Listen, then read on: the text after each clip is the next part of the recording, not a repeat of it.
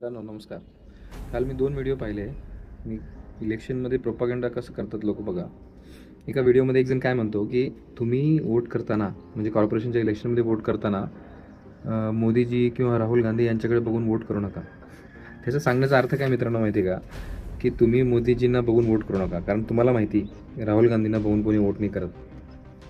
त्याचं असं म्हणणं आहे की तुम्ही कॉर्पोरेटरला त्याचं काम बघून वोट करा. आता मला सांगा मित्रांनो, आपल्यापैकी किती जणांना कॉर्पोरेटरचं काम माहिती आहे? आपल्याला कॅन्डिडेटची नावं माहिती नाहीत, कोण आहेत ते पण माहिती नाही, कुठं राहता माहिती नाही. एवढे प्रभाग मोठे आपल्याकडे, कोण माणूस कुठं राहतो, काय काम करतो, कोणालाच माहिती नाही. 90% लोकांना माहिती नाही. 10% लोकांना ज्यांना माहिती आहे ना, त्यांनी काम पाहिलं आहे ना, त्यांनी काम बघून करावं. काहीच अडचण नाही, एकदम करेक्ट आहे. पण ज्यांना काहीच माहिती नाही, त्यांनी त्याच्या नावावरती वोट कसं काय करणार? त्यांना पक्षाच्या नावावरतीच वोट करायला लागेल मित्रांनो.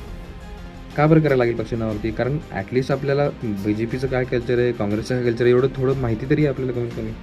आपण असं अज्युम करू शकतो की तो कॉर्पोरेटर उद्या काही नाही जरी केलं तरी त्याच्या पक्षाचे काही ना काही आदेश तो फॉलो करणार आहे. कारण तो 5 वर्ष त्या पक्षाला बांधील आहे. 5 वर्ष पैसे पक्षाच्या बाहेर तर नाही पडू शकणार. उद्या पक्षाने जर त्याला काही सांगितलं की बाबा हे असं कर, तर त्याला कमीत कमी त्यातलं 50% तरी करावं लागेल. त्यामुळे वोट करताना आपल्याला पक्षानुसारच वोट करायला लागणार आहे. त्याच्यामध्ये दुसरं काही लॉजिकल ऑप्शन आपल्याकडे नाही आहे, अनलेस अँड अंटिल आपल्याला त्या कॅन्डिडेटबद्दल पूर्ण माहिती आहे. बरोबर. एक दुसरा मी प्रोपगंडा व्हिडिओ पाहिला. तो माणूस काय सांगतोय की नुसतं मराठी मेयर होऊन काय होणार नाही मुंबईला, असा पाहिजे की जो मराठीसाठी लढेल. आता ते तुम्हाला कसं कळणार की तो मराठीसाठी लढेल म्हणून?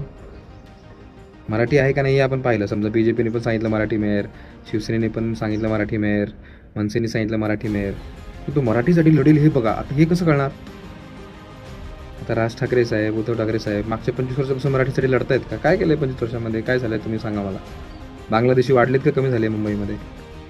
जर उद्धव साहेबांना जनाब उद्धव म्हणून जर बांगलादेशी मुंबईत येणार असतील, जर उद्धव साहेब सत्तेवरती आले, तर मुंबईचं मराठी पण टिकून राहणार आहे का? तो माणूस काय म्हणतो की मुंबईचं मराठी पण जाऊ दे नका. बरोबर आहे बाबा, मुंबईचं मराठी पण कोणाला जाऊ द्यायची इच्छा नाही आहे. पण बाहेरून येणारे बांगलादेशी जे उद्धव साहेबांना जनाब जनाब म्हणून मुंबईमध्ये येणार आहेत आणि आलेले आहेत, ते मुंबईचं मराठी पण टिकून ठेवतील का?